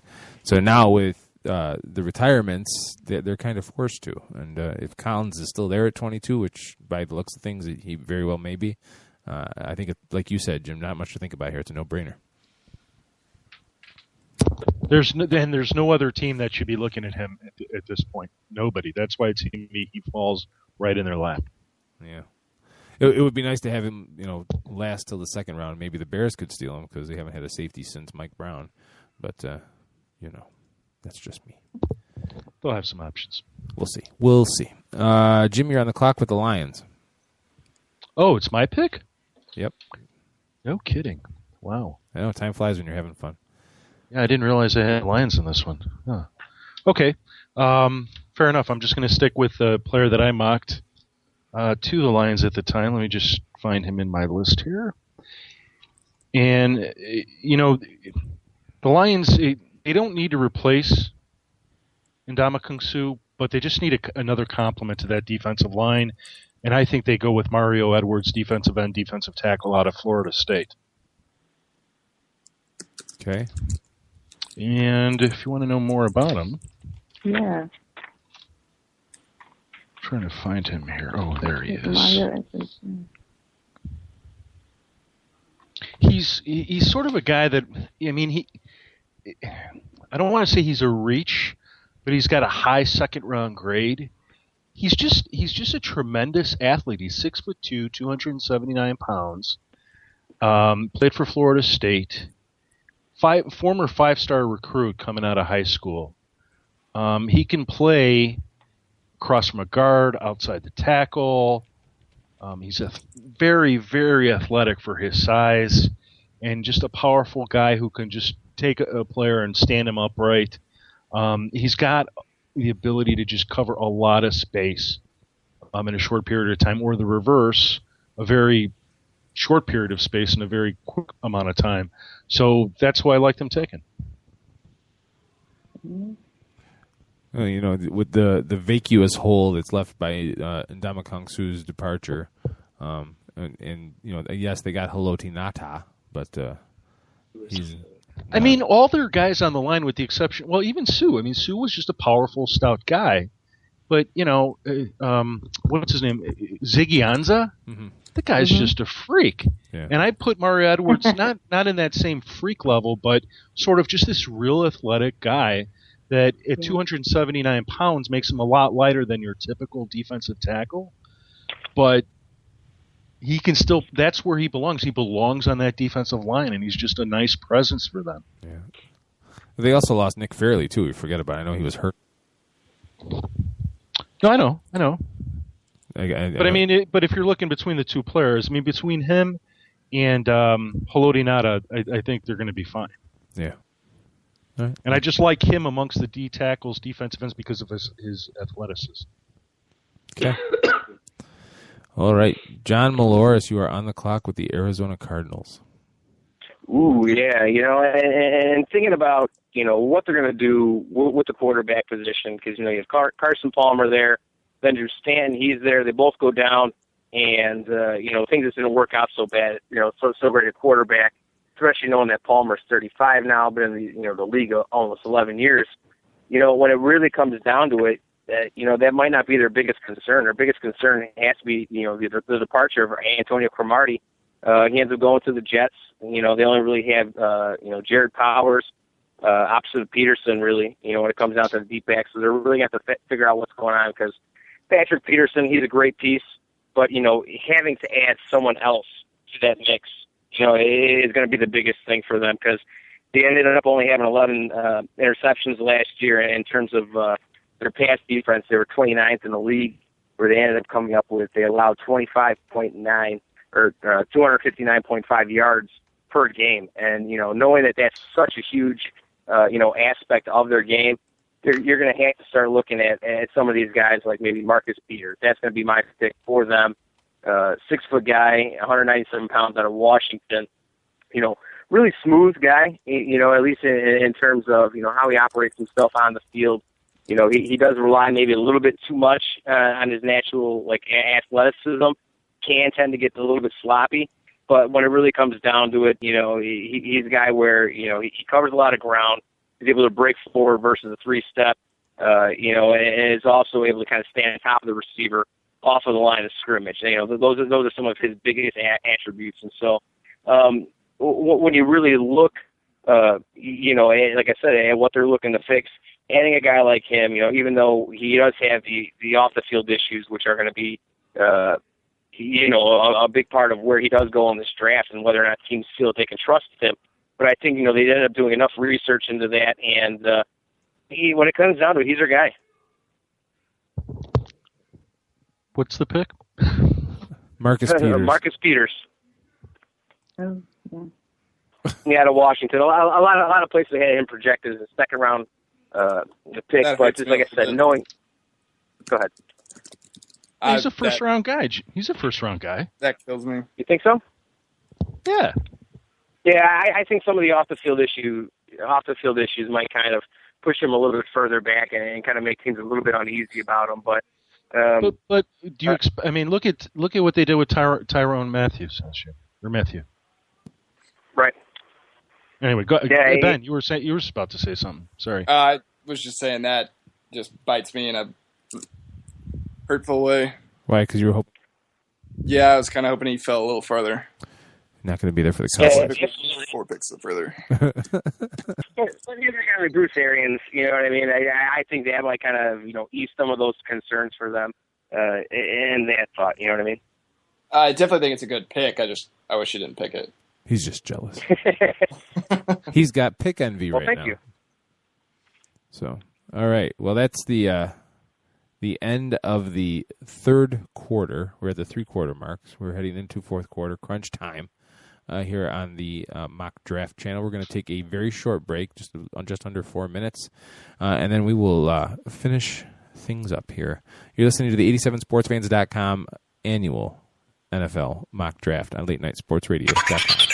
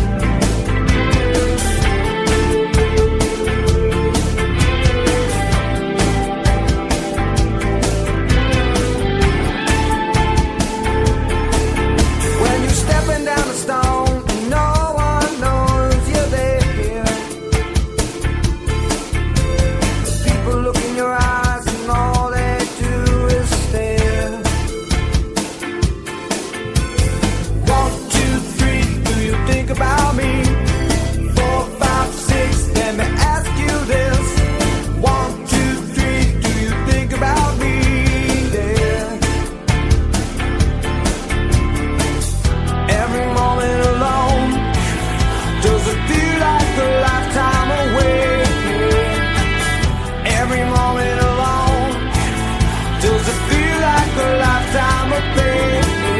When you're walking down the street and it feels like no one cares. And you're walking down the street and in your mind I'm right there.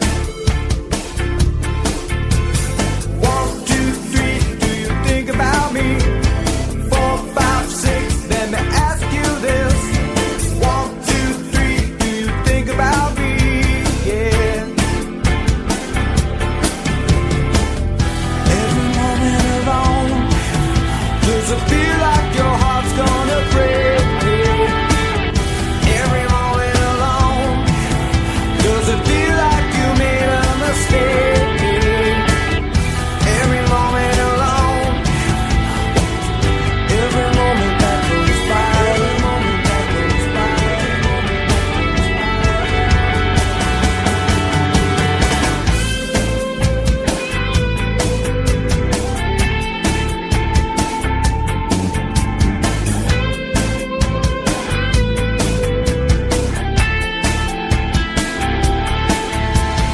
One, 2, 3, do you think about me?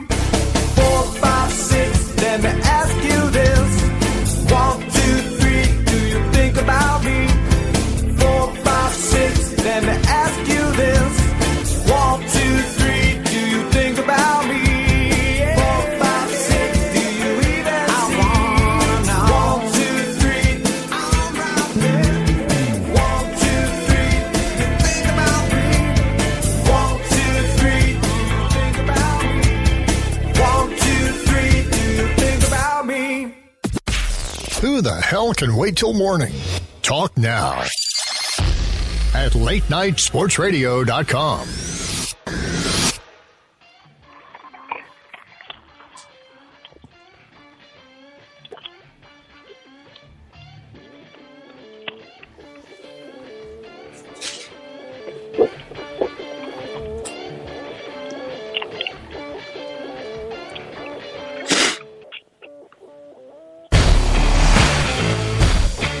'87sportsfans.com's 2015 mock NFL draft. Just the first round, kids. Just I was the about to first start singing to get the intro going. round. Yeah, whatever I can do. So the last quarter, Lyle Collins to the Chargers, Eric Flowers to the Chiefs, Owa Adejuzua to the Browns. I butchered that twice. Jake Fisher to the Eagles, Eric Armstead to the Bengals, Landon Collins to the Steelers, Eddie Goldman to the Lions, Marcus Peters to the Cardinals, and TJ Clemmings. Oh, I just gave away my pick because I already typed it in. Oh, my God, that's fantastic. What was your pick? Never mind. So, the Carolina Panthers. Now I can start to break them down. After I already told everybody who I was drafting, but Jim didn't catch it, so it's good. The Carolina Panthers. Oh, the Carolina Panthers. A team that no one really knew what much to think of. They entered the season with the usual suspects at running back, and then it turns out that Jonathan Stewart was just waiting 5 years or 6 years or however many years it was to all of a sudden become a bona fide running back in the NFL. But one thing that they did not do very well at all, in fact, they were the worst rated team in the league, and that was at pass blocking. And when you have a star under center like Cam Newton, that is your number one priority. So with the 25th pick, the Carolina Panthers select left tackle TJ Clemmings out of the University of Pittsburgh.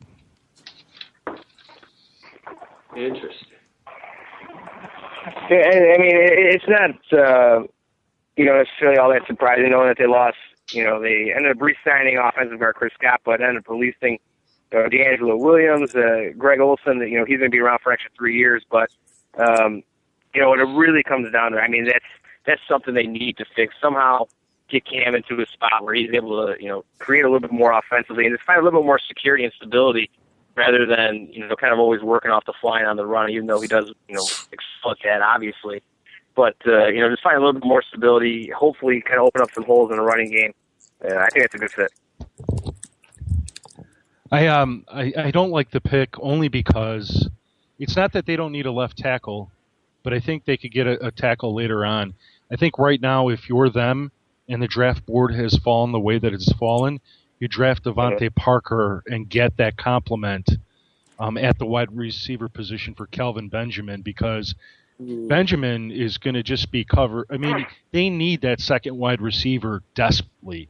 And with Devontae Parker still on the board, I think you just take him and worry about your offensive tackle in the next either second or third round. All right, I can't fault that logic, but I'm going from the standpoint that you build from the lines out. And so when you can't keep your quarterback upright, then that becomes your priority. And there's tons of wide receivers in this draft. No, and I get that, but I'm also there's not a guy like Devontae Parker. I mean, he should be gone by the end of this round. Somebody's going to sit there and go, "Oh my God, he's fallen. We should go get him." And if not, that's okay. He'll be in the next round, but I don't think he'll make it to the Panthers. I think this is just a situation of it's too good to be true. Okay. Yeah, I mean, really, there are only two guys in terms of catching the ball are Kelvin Benjamin and Greg Olsen. Outside of that, you're looking at Jericho Cotchery again. There's a lot that they could do to fix that position. I think they could add somebody later. When there is someone that high up.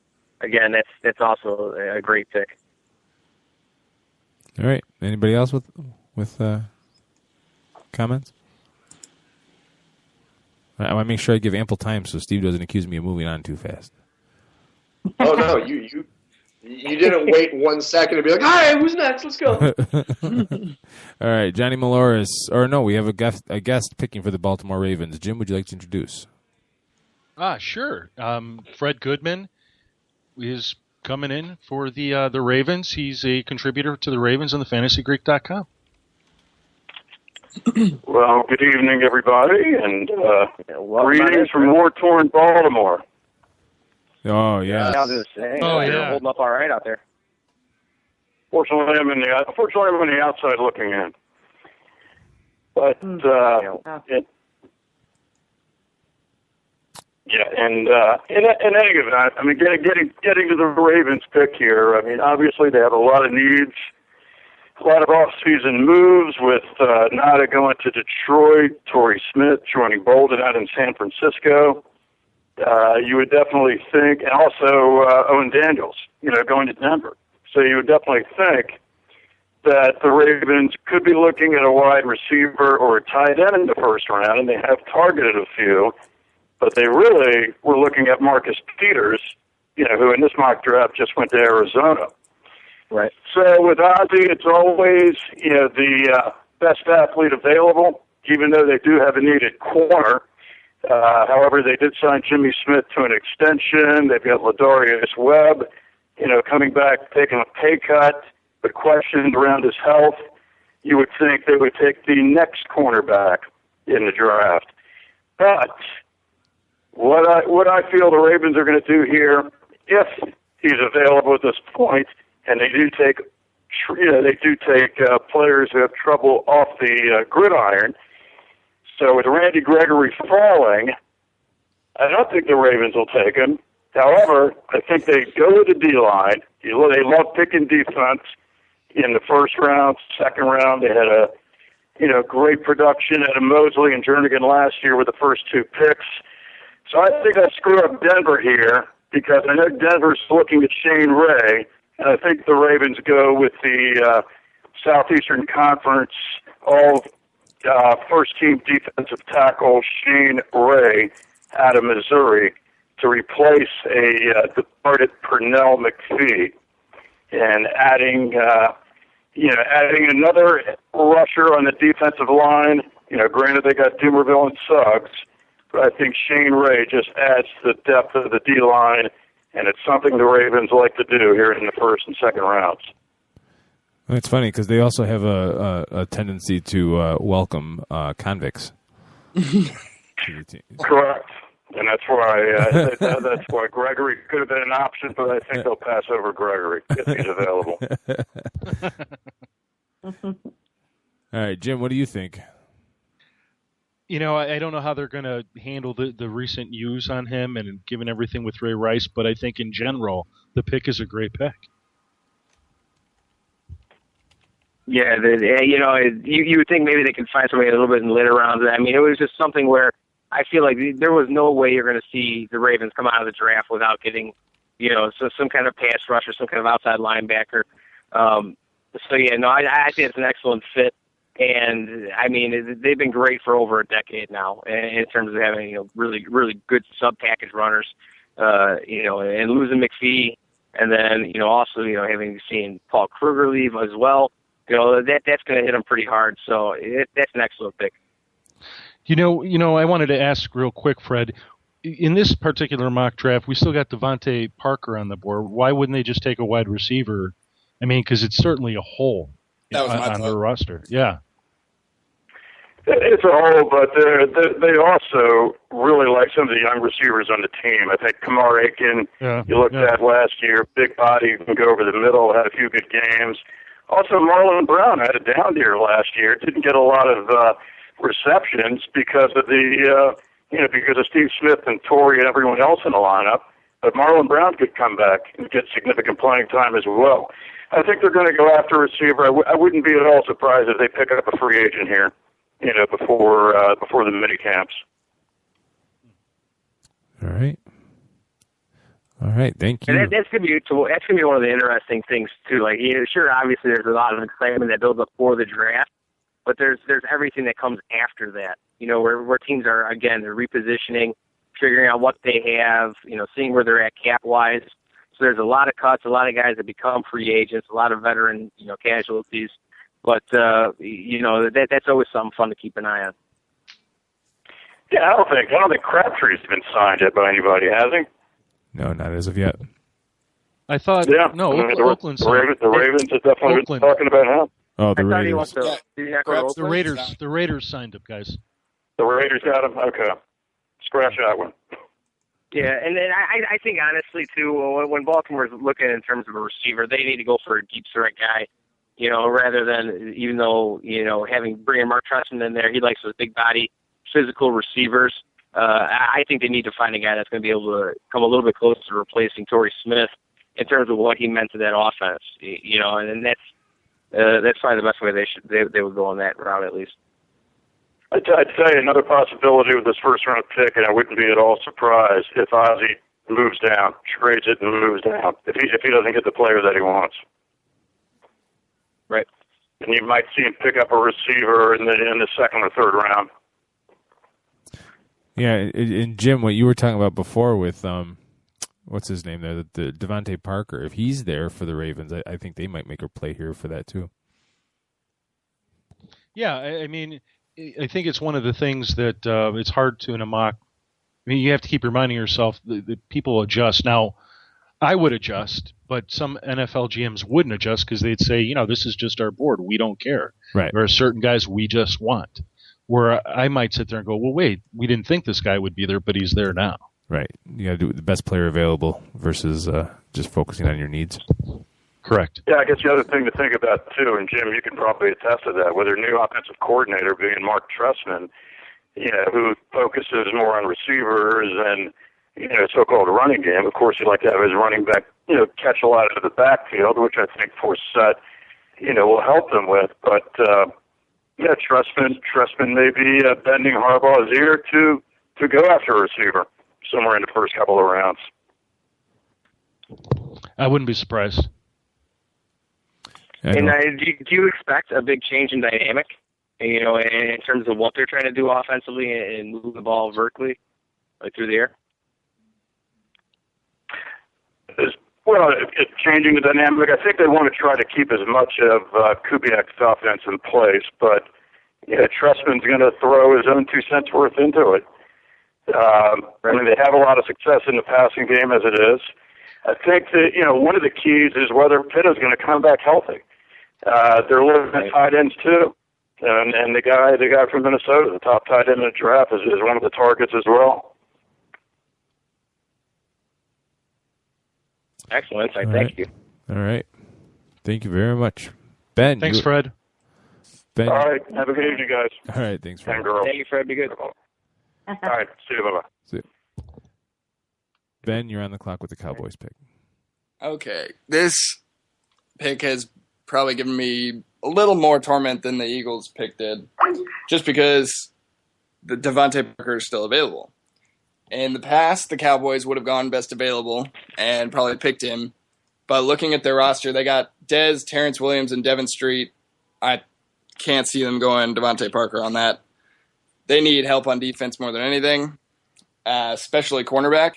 I mean, really the only player you got that's producing is Orlando Scandrick, followed up with Brandon Carr and Mark Claiborne, who you don't even know if is going to be any sort of a factor this year. So I got to think that with the best available, I think Kevin Johnson, cornerback, he fills the need where they need it. It gives them some depth just in case Morris Claiborne can't go, which all signs have pointed to that he can't. Brandon Carr, he's either boom or bust, and most of the time it's bust. So, I mean, the Cowboys were burnt. I can't remember the exact stat, but they were one of the easiest thrown corners on. And, I mean, you saw the catch. I know he's amazing and he'll do great things, but Odell Beckham Jr. burnt Brandon Carr, and I think that kind of left the sour spot at that position for the rest of the year. So, Kevin Johnson. Yeah. You know, they ended up giving up almost 252 yards a game through the air, you know, and a big part of that was, you know, not having another guy that was going to be able to go up one-on-one against top receivers. And so finding a guy like Kevin Johnson, I mean, when you look at the cornerbacks that are there, I drafted one earlier with one of the different squads, but maybe he's probably, you know, one of the most NFL-ready cornerbacks right now. I mean, I really don't think he's that far off of being a future starter. And when you look at it, I think they might be able to be the team to develop him into that guy where he could be that top shutdown corner that they're looking for. Yeah, for sure. I mean, and they need somebody who is ready, like, right now. I mean, they don't have the time to wait. And he's got the speed. You know, he's got pretty good hands.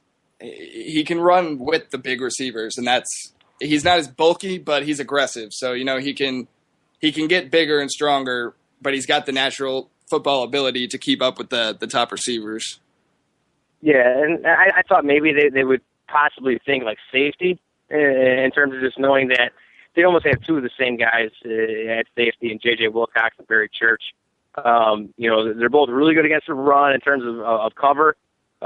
Just haven't been, you know, so great in that. And I think, you know, safety, cornerback, either way, it's still going to help out that secondary, which is the biggest downside right now. Yeah, and I mean, they solidified their line a little bit. I mean, I know Greg Hardy's still going to be suspended, but they at least have another pass rusher. They have Sean Lee and Rolando McClain in the middle. They got DeMarcus Lawrence, who's going to be healthy all year. The secondary is where they needed the most help on defense. Yeah, I mean, Jalen Collins. Yeah, go ahead, Jack. I was just going to say this is a great pick. I mean, if the Cowboys can't get a running back in that first round, best available cornerback, I think Kevin Johnson, just a great pick. Yeah, no, he's. I mean, Jalen Collins is probably an option there too, but I think, you know, he's going to take a little bit more time to develop.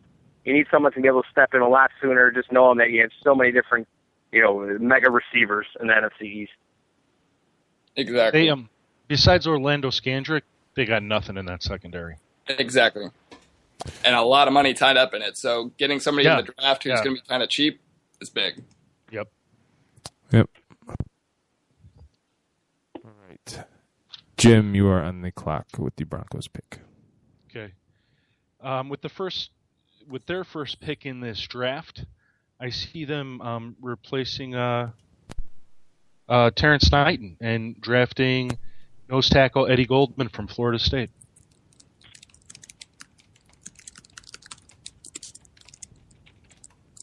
Yeah, not a bad idea. I mean, the offensive line, you know, they were pretty good last year. You know, they're top 15 both rushing and passing. But, you know, knowing that you have right tackle, there was constantly guys moving in and out. Chris Clark and Paul Kornick just struggled to fill in for Orlando Franklin when he ended up going down.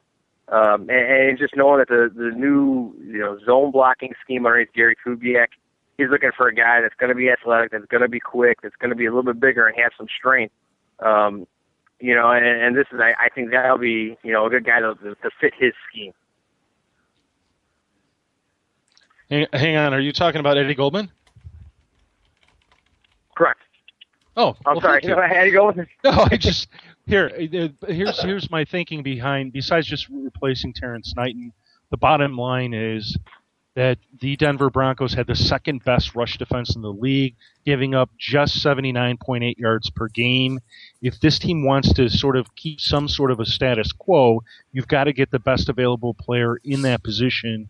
And I just don't see the backup in this case, Sylvester Williams, being that guy. So you get a guy like Eddie, you get him in there. He's got a bunch of great skills. He's a bull rusher. He's a big-bodied guy. Bunch of good weight at 336 pounds, long arms, strong. You could press the pocket, get up in the face of a quarterback. I mean, he's got some things that he's going to have to work on, as all players sort of, as we move into this draft, are going to have. But he can be coached up, and that's why I think it makes sense. If it's not Eddie Goldman, it'll be the next highest available defensive tackle, nose tackle, which I have is Carl Davis out of Iowa. All right, Steve, you're on. Yep, Steve, you are on the clock with the Colts. We have 4 picks left in 10 minutes. This was a really tough one because the Colts have a lot of needs in many areas, offensively and defensively. I was thinking Jalen Collins for a little bit, but I had to go with my first instinct, which was help on offensive line, and I am going to say Cameron Irving, Florida State. He's marked as a center, but in his draft status, he's been said that he can move to multiple positions.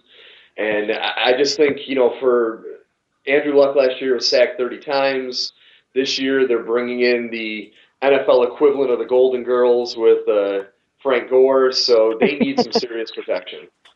And I think helping the offensive line should be a priority. It's exactly who I mocked to the Colts, Steve. Nice. Oh. I was really going back and forth on this one because they do need a lot of help. Yep.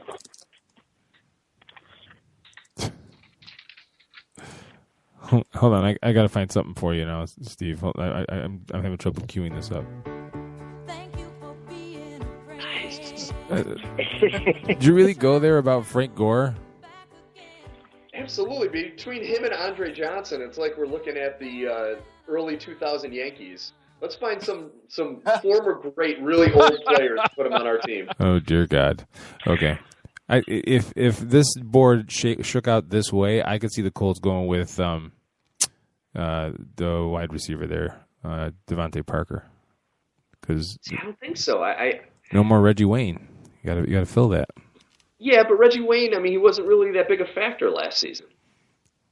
You can't throw every ball to T.Y. Hilton. No, but you also can't have a quarterback on his butt 30 times a game or 30 times a year. Wait, Keith, what did you say? You can't throw the ball to T.Y. Hilton? Not every throw. Well, Andre Johnson's there. T.Y. Hilton's there. They've got 2 receiving tight ends. Frank Gore, Dante Moncrief. Did I miss somebody? Yeah. You got old Andre Johnson. Well, wait. But here's their offense is built on the perception that there's multiple weapons on the field. You can't cover them all. It's impossible, and all of them can catch a football or run with the football. They don't. Andre Johnson as a number 2 is more dangerous than most number 2s in the league. While we're talking about old people. All right, hang on. We got 3 more picks, probably 6 minutes to go. Yeah. Ben, you're on the clock with the Packers. No more Golden Girls. All right, I'll make this one pretty quick. Packers lost some big pieces on defense, namely A.J. Hawk. They got to fill that role before I think they address anything else. So I have them with Eric Kendricks, linebacker. Like it. Yep. All right. I mean, that was the one sore spot in the Green Bay defense. I mean, once Clay Matthews moved inside, that's how much they had to shuffle things around. He did show a little spark there for a little bit inside, but the linebacking core of the Packers was definitely an area of need. All right. Steve, the Saints from the Seahawks. I believe this was the Jimmy Graham trade where they acquired this pick. Yes. I believe I have it. Oh, I'm sorry. Jim. Thank you. So I'm going to be the guy that takes the highest ranked person on the board. The Saints select wide receiver Devontae Parker. He'll do that. That would be great if he lasted that long. After losing Graham, I think that's a smart move. Well, I honestly don't expect Devontae Parker to be there. I think that they'll end up drafting Max Williams with that pick to replace Jimmy Graham. But if this in fact happens, then you take the highest ranked person, and that's Devontae Parker. Yeah. Oh, yeah. And I was surprised. I mean, do you expect Max Williams to drop that far, knowing how big of he's probably the number one tight end out there. I mean, you don't expect him to go sooner than that, or do you think Max Williams will fall to New Orleans? I don't consider it Max falling. I think that's just really where he should go. That's sort of, in terms of ranking players, that's where he is with an overall draft grade. He's a top of the second round player. He's at the back end of the. Well, you could make that argument, but the reality is that the Saints, they're right at the end of the first round. It's the same pick. Yeah. It's 6 and 1 1/2 dozen in the other. All right, we are at the final pick of the evening. Ms. Mullins, wrap it up and take it home. The Patriots. Okay, because like any of us know what the Patriots are going to do, but take a little stab in the dark. They haven't really hit on many wide receivers recently in the draft, and so that's what a big need is, and a guy who is available, elite speed, vertical weapon. Tom Brady cries. He's happy. Philip Dorsett, wide receiver from Miami. That's a great pick. Yeah, I think it's an interesting route, knowing they could possibly add a tight end there. I know a lot of the mock drafts I was looking at, it seemed like they were all kind of focusing on cornerbacks, but when it really does come down to it, I mean, sure, I think people overlook the fact that they were ninth in the league in terms of passing and yards per game, but when it comes down to it, it's the fact that adding that extra option out there and knowing that they've had such a dearth at a wide receiver is really not a bad idea, in knowing that there is depth and you can find that guy available. So that's an awesome pick. The Patriots receiving core, the highest rated wide receiver, Pro Football Focus, was Brandon LaFell at number 33. After him, Julian Edelman at 68. Wow. So, whoa. That is apparently that's the Super Bowl formula. So. Yeah, right. Yeah, that and Mr. Brady, and the Seahawks decided not to run it. And I'm not positive either that the addition of Brandon Gibbs, from the Dolphins on that 1-year deal, it's not really much of anything to consider at this point. I mean, obviously Belichick's going to be able to work him into the offense, but that's not the big guy you're looking for. So yeah, good call, player. So, Jameis Winston, Leonard Williams, Dante Fowler, Mari Cooper, Marcus Mariota, Bud Dupree, Danny Shelton, Melvin Gordon, Brandon Scherf, Kevin White, Andrews Pete, and then Todd Gurley to the Browns. God, I have to pause. Before I read that one. Vic Beasley to the Saints, Trey Waynes to the Dolphins, Malcolm Brown to the Niners, Jalen Strong to the Texans, Lyle Collins to the Chargers, Eric Flowers to the Chiefs. I'm not saying his name again to destroy it to the Browns. Jake Fisher to the Eagles, Eric Armstead to the Bengals, Landon Collins to the Steelers. Jim, I got confused for a second there. Who did you pick to the Lions from Florida State? Mario Edwards. Mario Edwards. Okay, that's what I wrote down, but I thought I was confused. Marcus Peters, cornerback. T.J. Clemmings. This is how I work, kids. T.J. Clemmings to the Panthers. Shane Ray, Ravens. Kevin Johnson to the Cowboys. Eddie Goldman to the Broncos. Cameron Irving to the Colts. Eric Hendricks to the Packers. Devontae Parker to the Saints. Philip Dorsett to the Patriots. Ladies and gentlemen, that is the first round as we see it, for lack of a better term. It was an adventure. So let's really quick. We got about 90 seconds here. 60 seconds. How many trades do you think will happen in the first round? Just give me a number really quick. Claire? I think 2. Oh, let's 3. Go. Claire says 3. Ben? 1. Steve? 2. John? 2. Jim? 2. Yeah, I'm thinking that Titans pick gets traded, and I'm thinking the Rams do something. I could see there's one other team I could see moving back if the opportunity was there. I could see Cleveland trading one of their picks. Cleveland would be like a nightmare scenario. The Browns trade both their first round picks to the Titans for the number 2 pick and Johnny Manziel, and they take Marcus Mariota to Cleveland. I wouldn't be shocked. I know it's far fetched, but I wouldn't be shocked. It's like, oh my God, blood starts coming out of your eyes. Yeah. I'm more hoping the 7th pick and Jay Cutler to the Bears for Marcus Mariota. But that's not going to happen. That's a pipe dream. But if that man, no, I think that's a team that's going to be willing to trade down if possible. I think Chicago definitely stands a chance to move around if they feel that they can do something really with that 7th pick. Yeah. I think Chicago has to trade because they've only got 6 picks, but it won't be that first round pick. It'll be a later round pick. Agreed. If Manziel gets traded, just shut off ESPN because First Take is going to be unbearable. So, they'll just have to put Tebow's back. You know who could also trade is the Rams. I think they could trade back. Yeah. Agreed. Well, folks, thank you all for joining us. That was our annual mock draft. Thank you to Ben Franklin, Claire Mullins, John Maloris, Jim Sarantias, and my partner in crime, Steve Taylor. I'm Keith Grieve from 87sportsfans.com. We're here every Monday night, usually at 10 p.m. Eastern Time at latenightsportsradio.com. On Thursday night, join us for a live broadcast as we break down the first round as it happens live at latenightsportsradio.com and head out to the Cubby Bear in Chicago and see Jim and John. Have a good night, everybody.